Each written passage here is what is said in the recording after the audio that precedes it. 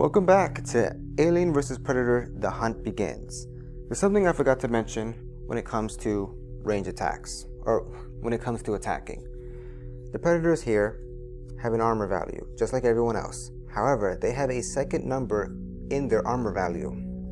For example here, this Predator Hunter has an armor value of 15/12. What that means is that when they're attacked, they follow the same rules just like everyone else. When they attack with strength weapons higher than 10, it'll modify them down. However, that second value is the minimum that their armor value will go. So for example here, this Predator has an armor of 15. Alright, cool. If it gets attacked by a strength 11 weapon, it'll go down to 14. Great.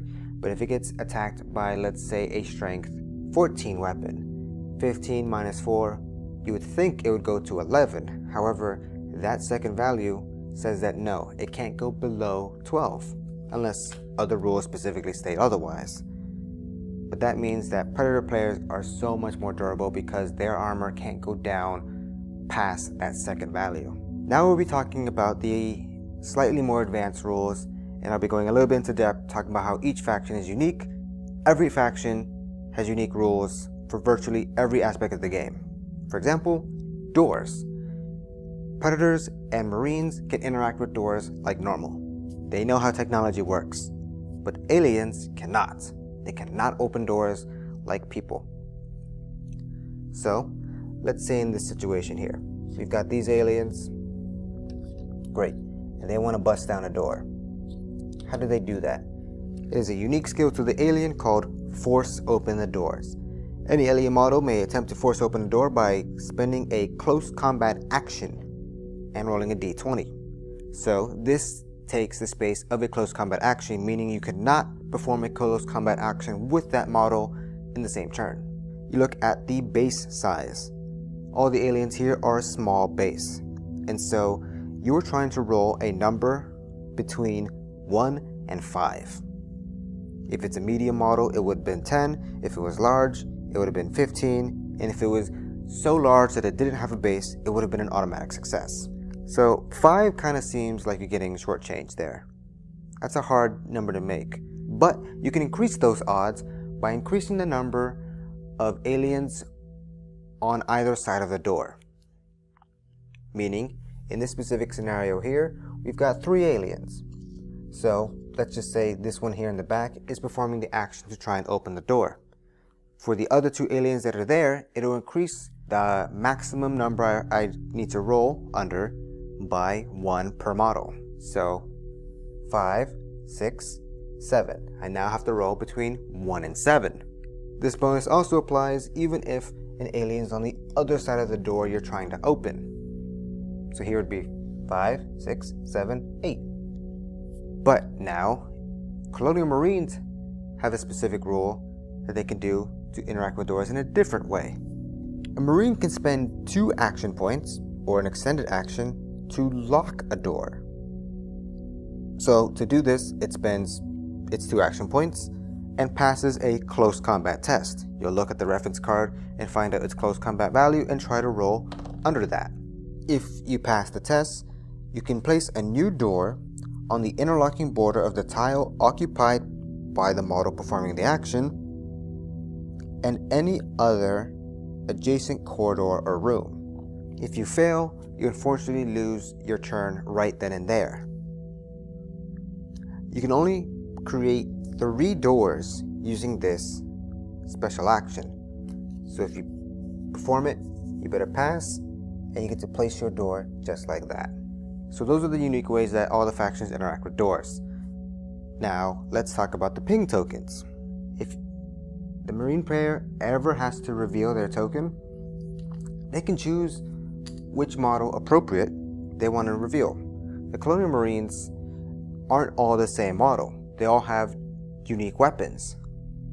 And so the player can choose which one they want to reveal. Do they want to reveal their guy with a smart gun, with the motion tracker, with a flamethrower, or a pulse rifle? It's up to them.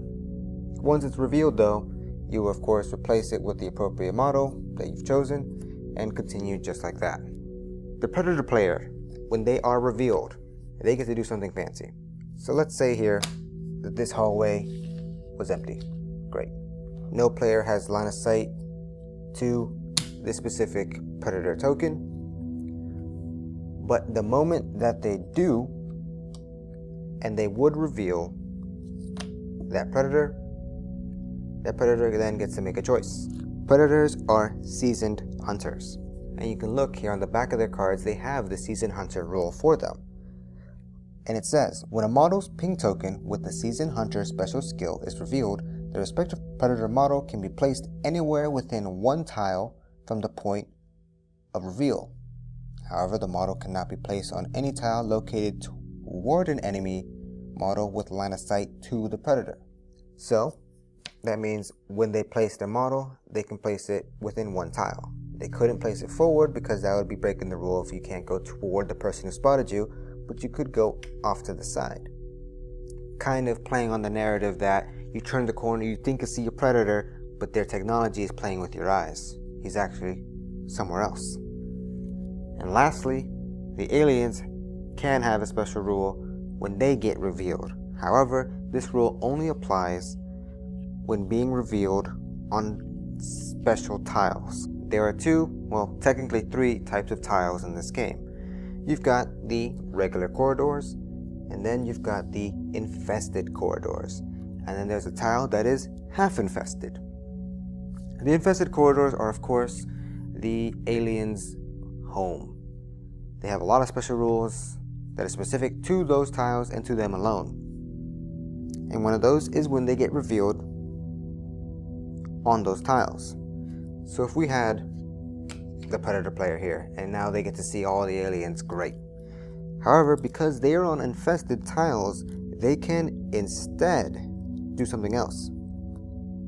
If that ping token hasn't been activated and it's located on an infested tile, that player may decide to keep any number of those models in hiding. That would sacrifice their activation for that turn that they were spotted, and then you would place the hiding token on those models that decide to stay in hiding. Why would you want to do that? You forfeit their action, and all you really done is kept a secret which models those are specifically. Well, whenever a model that is hidden is targeted by a range attack, it will inflict a -10 modifier to that model's range skill, which can be a pretty significant number if you're trying to stay alive. So now let's talk about the unique actions for each faction. Sticking here with the aliens, they can use hide as an action, and it's a basic action. Any alien model on an unengaged infested tile can spend 1 action point to hide. So, if a model has been revealed here, they can go into hiding.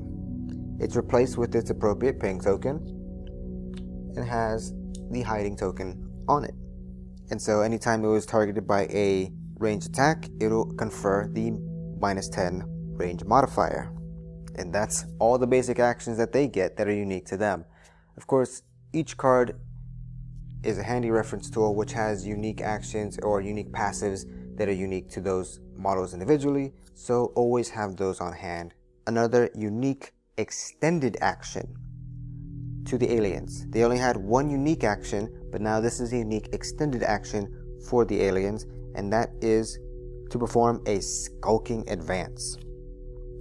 Any alien faction model may perform a skulking advance by performing 2 action points.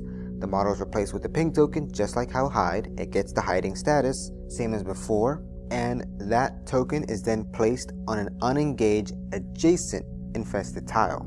You can only perform skulking advances or pass, otherwise you will lose your skulking advance.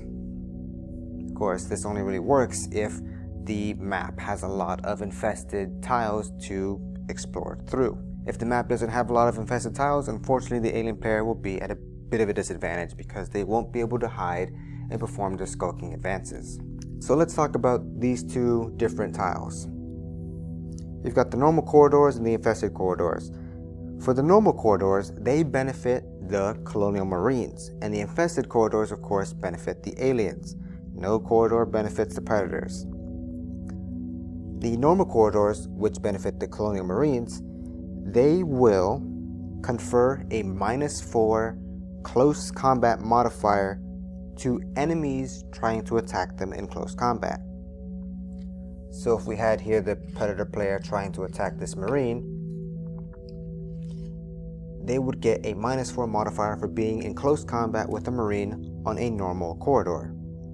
It's because the Marines are so good at close combat and being able to use their environment somehow better than the Predator that they will confer this -4 modifier. And as for the infested corridors, they will confer a -4 modifier to enemy models trying to make range attacks at the model in the infested corridor. So if this Marine is trying to shoot at these models inside the infested corridor, he would get a -10 or a -4 modifier. These modifiers do not stack on top of each other with other modifiers that go the same way. For example, this model in hiding, or this token in hiding, would not confer -14. It would only take the greater of the two negative modifiers. So it would either be the -4 from just being on an infested tile, or the -10 for being in hiding. And then the half infested corridor would confer both of those effects for each of those factions. So the Colonial Marine would give -4 to his enemies in close combat, and the alien would give -4 to enemies trying to shoot at it when it's on there. So what is the basic action that is unique to the Colonial Marines is that they can aim. The model can spend 1 action point to gain a +4 modifier to his range skill. However, this modifier is only added to the first range attack if the model has a ROA value greater than 1. So if they had 3 attacks, only the first attack would get the +4, the rest would be as normal. The other unique actions that the Colonial Marines can perform are unique to their weapons. If you look at your specific model's weapon and their appropriate reference card, on the back there will be specific details outlaying how to perform that special action that is unique to that card and its weapon type. Moving on to unique extended actions that the Marines can do, they can perform a tactical move. It can spend 2 points to do a tactical move, where it first will put a sentry token on its base, just like so, and then it may move 1 tile. It may then instantly use its sentry action before other models use their sentry action. So for example, if this Predator player had already had a sentry token on it for whatever reason, right? And it would make more sense if, say, the situation was like this.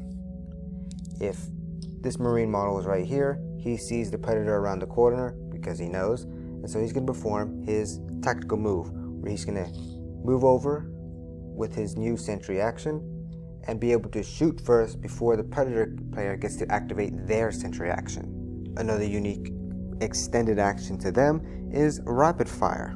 Rapid fire can only be performed with Marines having the pulse rifle or smart gun, but it lets them add +1 to their ROA and a -4 to its range skill. And those are all the unique extended actions to the Colonial Marines. The Predators don't get a lot for them in terms of unique actions and such because they're already very powerful, but the one thing that they do get, as an extended action, they can perform a field wound treatment. It uses both these actions to roll a d20, and on a roll of 1 to 10, the model regains 1 wound lost earlier in the game. You can perform the field treatment if you are on an engaged tile, and each Predator model can only regain 1 wound per game by doing this. And of course, each faction and each unit in each model has a very specific loadout to them and will have specific rules for each of those weapons. The book is very great at detailing what each of those specific weapons are and how they work, with nice pictures detailing how everything is played out, so that there's no confusion. There's one final very complicated rule called displacement, or it's called engaging by displacing. And I'm not going to get into it and how it works, but the basic rule is this. If you have a giant pool here where there are so many models here. Engage on the tile, and what if another model wants to come in, depending on the team. So here we have 2, 4, 6, 7, 8. This tile is fully occupied. But for whatever reason, a player wants to put another model in. Maybe to take a model out. It would make more sense for the Predator player. Let's say this Predator here is taking enough wounds, he wants him out, and he can. And he can move his model into here by moving his own person out. But it's also possible that, say, they can also move enemy models out if you're big enough, or if the conditions are right, and it's very complicated and it's really not worth going into a lot of detail, because that situation will almost never happen using just the core set. But that's it. Those are the basic and the extended rules for Alien vs. Predator: The Hunt Begins. There's still a good handful of different rules that I left out, but if you're interested in this game, you can check it out for yourself in the book.